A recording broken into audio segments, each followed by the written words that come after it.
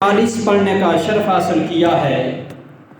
اللہ رب العزت کی بارگاہ میں دعا ہے کہ مجھے حق اور سچ بیان کرنے کی توفیق عطا فرمائے، مجھے اور آپ کو اس کو سنا کر اس پر عمل کرنے کی بھی توفیق عطا فرمائے۔ اس آیت میں اللہ رب العزت نے اپنے محبوب کی ختم نبوت کو بیان فرمایا ہے، کیونکہ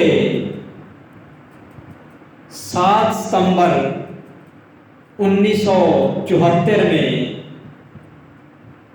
یہ قرارداد پیش ہوئی کہ حضور علیہ السلام کے بعد اگر کوئی نبوت کا دعویٰ کرتا ہے یا کوئی شخص کسی دوسرے شخص کو نبی مانتا ہے تو وہ کافر ہے، دائرہ اسلام سے خارج ہے۔ تو آج 9 ستمبر ہے، اس لیے حضور علیہ السلام کی ختم نبوت کا ذکر کریں گے۔ اللہ رب العزت نے قرآن مجید کے مختلف مقامات پہ حضور علیہ السلام کی ختم نبوت کا ذکر کیا ہے۔ بہت سارے ایسے مقام ہیں، اور یہ جو آیت ہے اس میں ظاہراً حضور علیہ السلام کی ختم نبوت کا پتہ چلتا ہے۔ اللہ رب العزت نے فرمایا ما کان محمد ابا احد من رجالکم، فرمایا کہ محمد تمہارے مردوں میں سے کسی کے باپ نہیں، ولکن رسول اللہ و خاتم النبیین، فرمایا لیکن وہ اللہ کے رسول اور آخری نبی ہیں۔ وَكَانَ اللَّهُ بِكُلِّ شَيْءٍ عَلِيمًا، اور اللہ رب العزت ہر چیز کو خوب جاننے والا ہے۔ اس آیت کا شان نزول کچھ اس طرح ہے۔ حضور علیہ السلام کی بارگاہ میں ایک بکتا ہوا غلام جس کا نام زید بن حارثہ تھا، حضور علیہ السلام کی بارگاہ میں پہنچا۔ حضور علیہ السلام کے کام کرتا ہے۔ حضور علیہ السلام نے ان کو اپنا منہ بولا بیٹا بنا لیا۔ حضور علیہ السلام نے اس کی پرورش کی، اس نے حضور علیہ السلام کی خدمت کی۔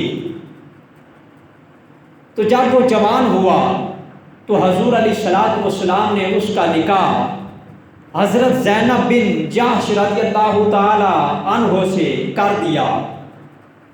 جب نکاح ہوا، نکاح ہونے کے بعد گھر نہ بنا، کسی وجہ سے طلاق ہوئی۔ طلاق ہونے کے بعد حضرت زینب رضی اللہ تعالی عنہا سے حضور علیہ السلام نے نکاح فرمایا۔ جب آپ نے حضرت زینب سے نکاح فرمایا تو جو کفار تھے، مشرکین تھے، منافقین تھے، انہوں نے اعتراض کیا کہ نعوذ باللہ، مسلمانوں کے نبی نے اپنے بیٹے کی زوجہ سے، اپنے بیٹے کی بیوی سے نکاح کر لیا ہے۔ اب اعتراض انہوں نے حضور علیہ السلام سے کیا۔ اب حضور سے جواب سے پہلے اللہ رب العزت نے اس کا جواب دیا، فرمایا ما کان محمد ابا احد من رجالکم، فرمایا کہ محمد تمہارے مردوں میں سے کسی کے باپ نہیں ہیں۔ حضور علیہ السلام کی اولاد تھی، بیٹے تھے، لیکن چھوٹی عمر میں انتقال کر گئے، کیونکہ اگر حضور علیہ السلام کے بیٹے بڑے ہوتے تو حضور علیہ السلام کے بعد نبی بنتے۔ اللہ رب العزت نے اس لیے آپ کے بیٹوں کو اپنے پاس بلا لیا کہ میرے نبی کے بعد کوئی نبی نہیں، اس لیے اللہ رب العزت نے آپ کے بیٹوں کو اپنے پاس بلا لیا۔ آگے حضور علیہ السلام کی ختم نبوت کا ذکر ہے۔ فرمایا وَلَٰكِن رَسُولَ اللَّهِ وَخَاتَمَ النَّبِيِّينَ، فرمایا لیکن وہ اللہ کے رسول اور آخری نبی ہیں۔ بہت ساری آیات ہیں جن میں اللہ رب العزت نے حضور علیہ السلام کے آخری نبی ہونے کا ذکر کیا ہے۔ سورۃ المائدہ کی آخری آیت میں اللہ رب العزت نے ذکر فرمایا اليوم اکملت لکم دینکم واتممت علیکم نعمتی ورضیت لکم الاسلام دینا، فرمایا آج میں نے تمہارے لیے تمہارے دین کو کامل کر دیا ہے، مکمل کر دیا ہے، اور تمہارے اوپر اپنی نعمت کو تمام کر دیا ہے، اور تمہارے لیے اسلام کو بطور دین پسند فرمایا ہے۔ اب نبی کی ضرورت تب پڑتی ہے جب پہلے والا دین مکمل نہ ہو، پہلے والی شریعت میں کوئی کمی ہو، کوئی کجی ہو، تو پھر اللہ رب العزت دوسرا نبی مبعوث فرماتا ہے کہ پہلے دین میں جو کمی ہے یہ نبی جا کر اس کمی کو پورا کرے، لوگوں کو اللہ رب العزت کی بارگاہ کی طرف بلائے، اللہ رب العزت کے دربار کی طرف بلائے۔ لیکن اللہ نے اپنے محبوب پر دین کو مکمل کر دیا ہے، کامل کر دیا ہے، اور اس کا ذکر بھی فرما دیا ہے۔ فرمایا الیوم اکملت لکم دینکم واتممت علیکم نعمتی ورضیت لکم الاسلام دینا۔ فرمایا آج میں نے تمہارے لیے تمہارے دین کو کامل کر دیا ہے، مکمل کر دیا ہے، اور تمہارے اوپر اپنی نعمت کو پورا کر دیا ہے، اور تمہارے لیے اسلام کو بطور دین پسند کیا ہے۔ دوسری جگہ پر اللہ رب العزت نے اپنے محبوب کی ختم نبوت کو بیان فرماتے ہوئے فرمایا وَمَا أَرْسَلْنَاكَ إِلَّا كَافَةً لِلنَّاسِ بَشِيرًا وَنَذِيرًا۔ فرمایا رسول مکرم، ہم نے آپ کو دنیا کے تمام لوگوں کے لیے جنت کی بشارت دینے اور دوزخ سے ڈرانے والا بنا کر بھیجا ہے۔ اب دیکھیے جو پہلے نبی آتے تھے، اللہ کے پیغمبر آتے تھے، کوئی ایک قوم کے لیے آتا تھا، کوئی ایک شہر کے لیے آتا تھا، کوئی ایک گاؤں کے لیے آتا تھا، تو اللہ رب العزت اس نبی کو مخاطب کر کے اس گاؤں کا، اس شہر کا، اس قوم کا کہتا تھا کہ اے میرے نبی، اے میرے پیغمبر، اپنی قوم کو میری بارگاہ کی طرف بلائیں، اپنی قوم کو میرے دربار کی طرف بلائیں۔ لیکن جب اللہ کے محبوب کی باری آئی تو اللہ رب العزت فرماتا ہے کہ اے محبوب، میں نے تمہیں تمام کائنات کے لیے، کائنات کے تمام لوگوں کے لیے ڈر سنانے کے لیے اور جنت کی خوشخبری دینے کے لیے بنا کر بھیجا ہے۔ چوتھی آیت مبارکہ سورۃ الاعراف کی 155 نمبر آیت، اللہ رب العزت نے فرمایا قُلْ يَا أَيُّهَا النَّاسُ إِنِّي رَسُولُ اللَّهِ إِلَيْكُمْ جَمِيعًا۔ فرمایا کہ اے محبوب علیہ الصلوۃ والسلام، آپ فرما دیجئے بے شک میں تم سب کی طرف اللہ کا رسول بن کر آیا ہوں، کسی ایک قوم کی طرف نہیں، کسی ایک قبیلے کی طرف نہیں، کسی ایک بستی کی طرف نہیں، بلکہ فرمایا کہ آپ اعلان فرما دیجئے کہ میں تمام نسل انسانیت کے لیے نبی بن کر آیا ہوں۔ بہت ساری حضور علیہ الصلوۃ والسلام کی حدیث سے مبارکہ بھی حضور علیہ الصلوۃ والسلام کی ختم نبوت پر ہیں، اور بہت ساری اللہ رب العزت کی آیات بھی حضور علیہ الصلوۃ والسلام کی ختم نبوت پر ہیں۔ حضرت زید بن حارثہ رضی اللہ تعالیٰ عنہ جب حضور علیہ الصلوۃ والسلام کی بارگاہ میں رہتے تھے، حضور علیہ الصلوۃ والسلام کی خدمت کرتے تھے، اب اس کے والدین پریشان تھے کہ ہمارا بیٹا پتہ نہیں کس حال میں ہے، پتہ نہیں کہیں ہے، کہاں ہے۔ تو ان کے گاؤں کے، ان کے شہر کے کچھ لوگ حج کرنے کے لیے مکہ میں پہنچے۔ جب مکہ میں پہنچے تو انہوں نے دیکھا کہ حارثہ کا بیٹا زید حضور علیہ الصلوۃ والسلام کی بارگاہ میں حاضر تھا۔ انہوں نے جا کر آپ کے والدین کو، آپ کے گھر والوں کو بتایا کہ اس طرح آپ کا بیٹا زید حضور علیہ الصلوۃ والسلام کی بارگاہ میں ہے۔ اب وہ وہاں سے چلے حضور علیہ الصلوۃ والسلام کی بارگاہ میں پہنچے، آ کر دیکھا تو زید حضور علیہ الصلوۃ والسلام کے کام کرتا ہے، حضور علیہ الصلوۃ والسلام کی خدمت کرتا ہے، اور حضور علیہ الصلوۃ والسلام زید سے بہت زیادہ محبت کرتے ہیں۔ جب انہوں نے دیکھا، آ کر کہا کہ اے مسلمانوں کے رسول، اے مسلمانوں کے نبی، اے محمد، یہ زید ہمارا بیٹا ہے، ہم اس کو لینے کے لیے آئے ہیں۔ حضور علیہ الصلوۃ والسلام نے زید کو بلایا، آپ کے باپ کی طرف اشارہ کر کے پوچھا یہ کون ہے؟ زید نے کہا یا رسول اللہ یہ میرے باپ ہیں۔ چچا کی طرف اشارہ کیا، یہ کون ہے؟ عرض کی یا رسول اللہ یہ میرے چچا ہیں۔ حضور علیہ الصلوۃ والسلام نے پوچھا کہ یہ تجھے لینے آئے ہیں۔ عرض کی یا رسول اللہ میں پوری کائنات کو چھوڑ سکتا ہوں لیکن آپ کا دامن نہیں چھوڑ سکتا۔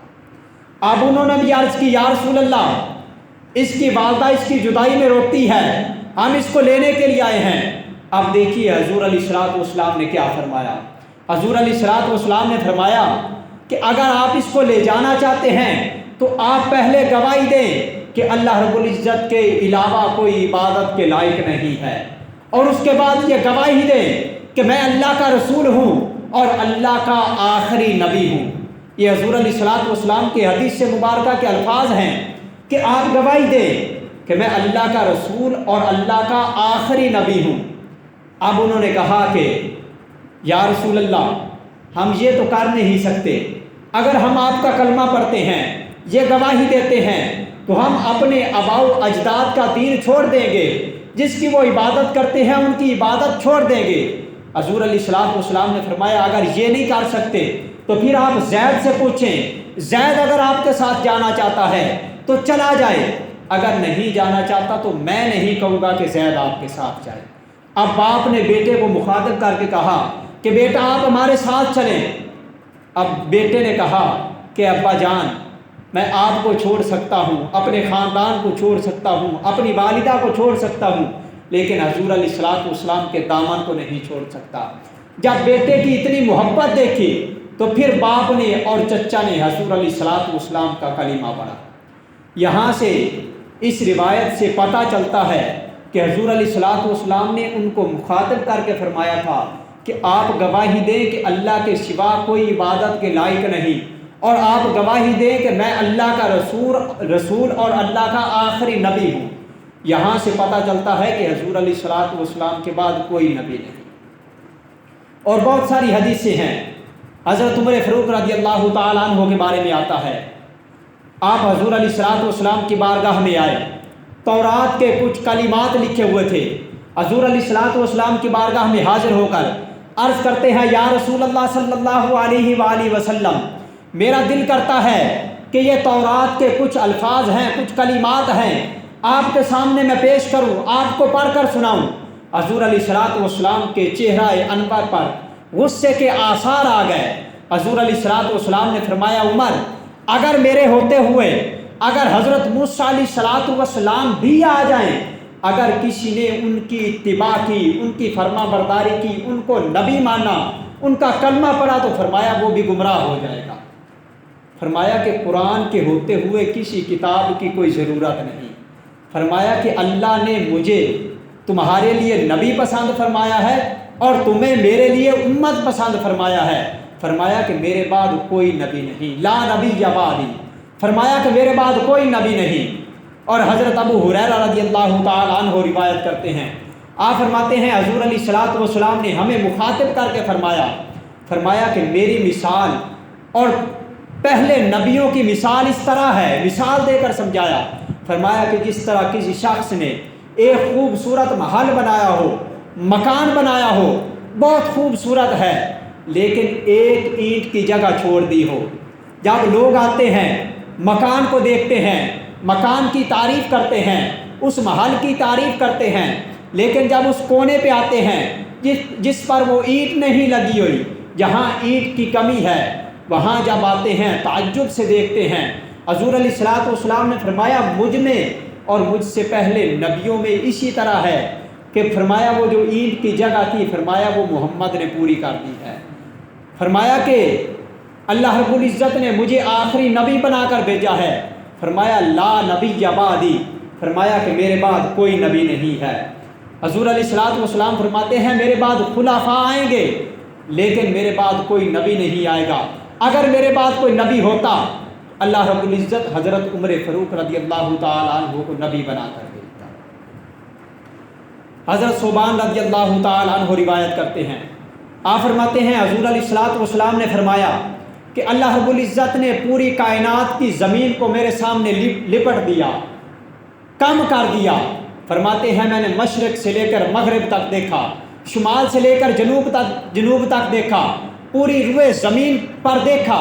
فرمایا کہ میں نے یہ دیکھا کہ میرے بعد 30 کذاب ہوں گے، 30 ایسے شخص ہوں گے جو جھوٹا دعویٰ کریں گے کہ ہم اللہ کے نبی ہیں، ہم اللہ کے رسول ہیں۔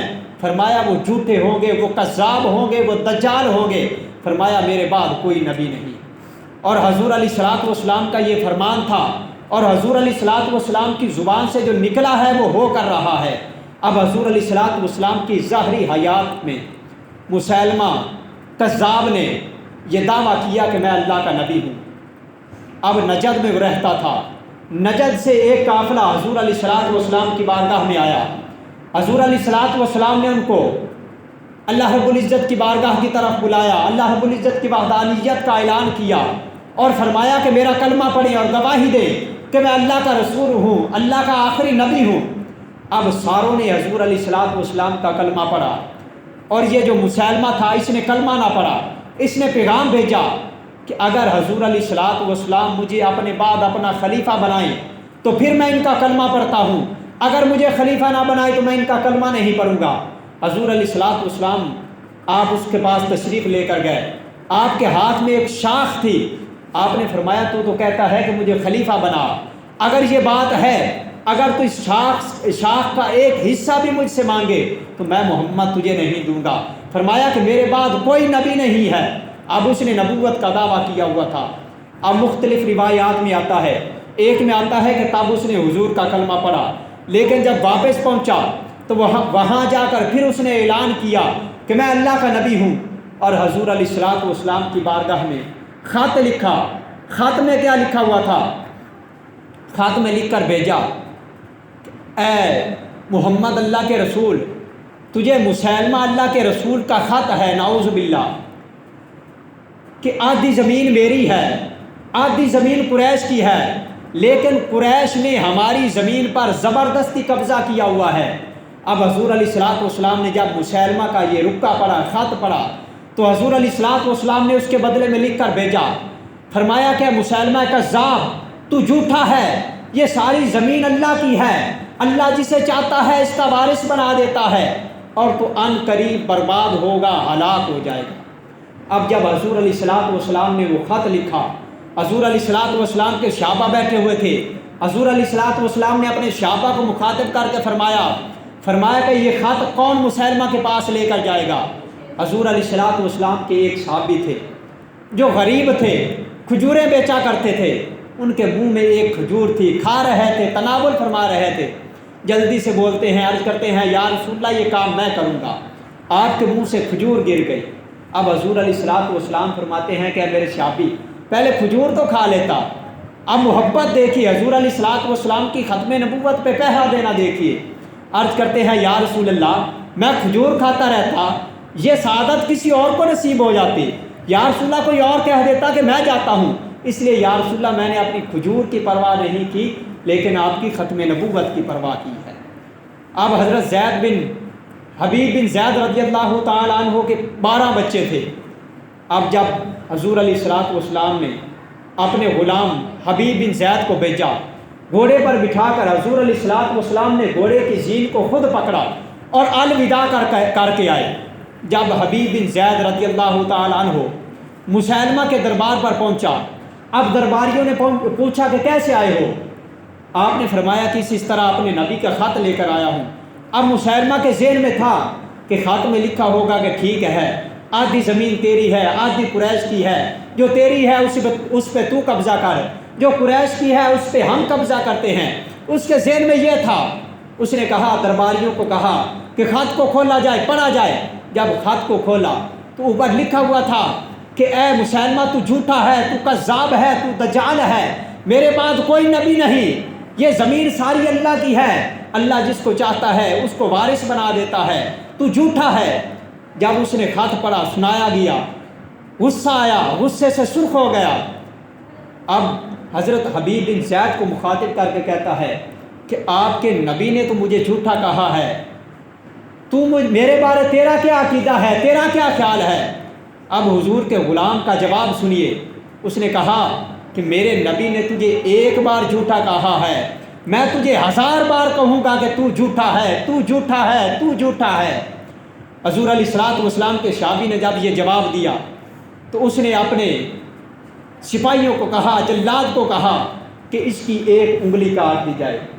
حضرت حبیب بن زید کی ایک انگلی کاٹ دی گئی۔ جب آپ کی ایک انگلی کاٹی، اس نے آپ کو مخاطب کر کے کہا کہ کیا آپ یہ گواہی دیتے ہیں کہ میں اللہ کا رسول ہوں؟ آپ نے فرمایا کہ میں سنتا ہی نہیں، تو نے کیا کہا ہے؟ پھر اس نے سوال کیا کہ کیا آپ یہ گواہی دیتے ہیں کہ محمد اللہ کے رسول ہیں؟ آپ نے فرمایا نعم، ہاں میں گواہی دیتا ہوں کہ محمد اللہ کے رسول ہیں۔ اس نے جلاد کو کہا کہ دوسری اس کی انگلی کاٹ دیں۔ دوسری انگلی کاٹ کے پھر یہ سوال کیا کہ کیا تو گواہی دیتا ہے کہ میں اللہ کا رسول ہوں؟ آپ نے فرمایا کہ میں سنتا ہی نہیں، تو نے کیا کہا ہے؟ پھر اس نے کہا کہ کیا آپ گواہی دیتے ہیں کہ محمد اللہ کے رسول ہیں؟ آپ نے فرمایا ہاں میں گواہی دیتا ہوں کہ محمد اللہ کے رسول ہیں اور اللہ کے آخری نبی ہیں۔ اب اس نے جلاد کو کہا کہ اس کا ایک بازو کاٹ دیں۔ حضرت حبیب بن زید کا ایک بازو کٹ گیا۔ پھر اس نے سوال کیا، جب اس کا نام آتا آپ کہتے مجھے سنائی ہی نہیں دیتا، جب حضور کا نام آتا تو آپ فرماتے کہ میں گواہی دیتا ہوں کہ یہ اللہ کے رسول ہیں۔ اب دوسرا بازو کاٹ دیا۔ اسی طرح ہاتھوں کی انگلی، بازو اور پاؤں بھی کاٹ دیے۔ اس کے بعد پھر سوال کیا، آپ نے یہی جواب دیا۔ اب زبان کاٹ دی۔ زبان کاٹنے کے بعد پھر اس نے سوال کیا کہ کیا آپ گواہی دیتے ہیں کہ میں اللہ کا رسول ہوں؟ آپ نے فرمایا کہ میں سنتا ہی نہیں۔ پھر اس نے کہا کیا آپ گواہی دیتے ہیں کہ محمد اللہ کے رسول ہیں؟ آپ نے فرمایا نعم، ہاں میں گواہی دیتا ہوں کہ محمد اللہ کے رسول ہیں۔ اب جب زبان کٹ گئی، زبان کٹنے کے بعد بول تو سکتے نہیں تھے، پھر آپ نے اپنے بازو کے خون سے لکھا، فرمایا کہ میں گواہی دیتا ہوں کہ محمد اللہ کے رسول ہیں۔ اب دیکھیے حضور علیہ الصلوۃ والسلام کے صحابہ نے حضور علیہ الصلوۃ والسلام کی ختم نبوت پر، حضور علیہ الصلوۃ والسلام کے آخری نبی ہونے پر کس طرح اپنی جانوں کے نذرانے پیش کیے۔ جب شہید ہو گئے تو آپ کی والدہ کو بتایا گیا کہ اس طرح تیرے بیٹے کو اتنی تکلیفوں کے بعد شہید کر دیا گیا ہے۔ اس طرح اس نے ایک بات کو نہیں چھوڑا۔ اگر وہ مان لیتا کہ آپ اللہ کے رسول ہیں اس کی جان بچ جاتی، لیکن اس نے ماننا نہیں۔ تو آپ کی والدہ اللہ کی بارگاہ میں ہاتھ اٹھاتی ہیں، اللہ کا شکر ادا کرتی ہیں۔ آپ فرماتی ہیں میں نے زید کو پالا ہی آج کے دن کے لیے تھا، اور میں ہر نماز کے بعد دعا کرتی تھی کہ یا اللہ میرے زید کو شہادت کی موت نصیب فرمانا۔ اللہ نے میری دعا کو قبول کیا ہے۔ جب یہ پیغام پہنچا حضور علیہ الصلوۃ والسلام کا ظاہری انتقال ہوا، ظاہری انتقال کے بعد اب مسلمہ اور زیادہ اپنی دعوت دینے لگا، لوگوں کو بلانے لگا کہ میں اللہ کا نبی ہوں۔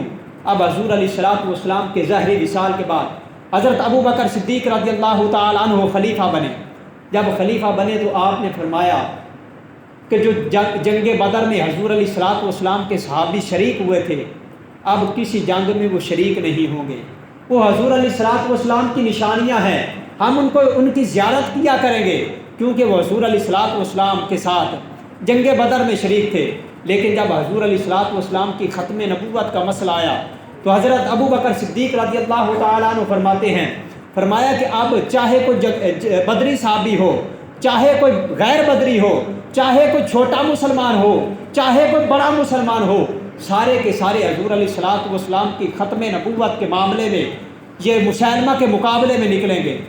پھر حضرت ابو بکر صدیق رضی اللہ تعالیٰ عنہ نے حضرت ولید رضی اللہ تعالیٰ عنہ کو بلایا اور 13,000 کے لشکر کے ساتھ مسلمہ کے مقابلے میں بھیجا۔ اب ان کے مقابلے میں جو مسلمہ کا لشکر تھا وہ 42,000 کا تھا، ادھر 42,000 کا لشکر ہے، ادھر 13,000 کا لشکر ہے۔ جنگ شروع ہوئی۔ اب جب جنگ لڑ رہے تھے تو وہ بھی نعرہ لگاتے تھے نعرہ تکبیر اللہ اکبر، یہ بھی نعرہ لگاتے تھے نعرہ تکبیر اللہ اکبر۔ اب ایک صحابی حضرت ابو بکر صدیق رضی اللہ تعالیٰ عنہ کی بارگاہ میں حاضر ہوتے ہیں، عرض کرتے ہیں کہ اے خلیفۃ المسلمین، اے ابو بکر، وہ بھی یہی نعرہ لگاتے ہیں، ہم بھی یہی نعرہ لگاتے ہیں، ہمیں پتہ نہیں چلتا کہ اپنا کون ہے بیگانہ کون ہے۔ تب حضرت ابو بکر صدیق رضی اللہ تعالیٰ عنہ فرماتے ہیں کہ جب وہ نعرہ لگائیں نعرہ تکبیر اللہ اکبر، تو تم نے نعرہ لگانا ہے یا محمدہ یا محمدہ، پتہ چل جائے گا کہ اپنا کون ہے اور بیگانہ کون ہے۔ راوی لکھتے ہیں جب صحابہ نے یہ نعرہ لگانا شروع کیا تو اللہ رب العزت نے صحابہ کو فتح دی، اور بہت سارے مسلمہ کے لشکر کے تھے واصل جہنم ہوئے، اور بہت سارے تھے جن کو حضور علیہ الصلوۃ والسلام کے صحابہ نے غلام بنایا، اور عورتیں تھیں جن کو لونڈیاں بنایا، اور مسلمہ کذاب کو واصل جہنم کیا۔ اب دیکھیے حضور علیہ الصلوۃ والسلام کے صحابہ نے حضور علیہ الصلوۃ والسلام کی ختم نبوت پہ کس طرح پہرا دیا ہے۔ یہ ایک ایسا مسئلہ ہے ختم نبوت کا جس پر پوری امت مسلمہ ایک ہے، کسی کا کسی قسم کا کوئی اختلاف نہیں ہے، ہر ایک کا یہ عقیدہ ہے کہ حضور علیہ الصلوۃ والسلام آخری نبی ہیں، حضور علیہ الصلوۃ والسلام کے بعد کوئی نبی نہیں۔ اگر حضور علیہ الصلوۃ والسلام کے بعد کوئی نبوت کا دعویٰ کرے تو وہ کافر ہے، دائرہ اسلام سے خارج ہے، اور جو اس کو نبی مانے یا مسلمان مانے وہ بھی دائرہ اسلام سے خارج ہے۔ اللہ رب العزت کی بارگاہ میں دعا ہے کہ اللہ رب العزت جس طرح حضور علیہ الصلوۃ والسلام کے صحابہ نے حضور علیہ الصلوۃ والسلام کی ختم نبوت پہ پہرا دیا، اسی طرح ہم کو بھی حضور علیہ الصلوۃ والسلام کی ختم نبوت پہ پہرا دینے کی توفیق عطا فرمائے۔ وما علینا الا البلاغ المبین۔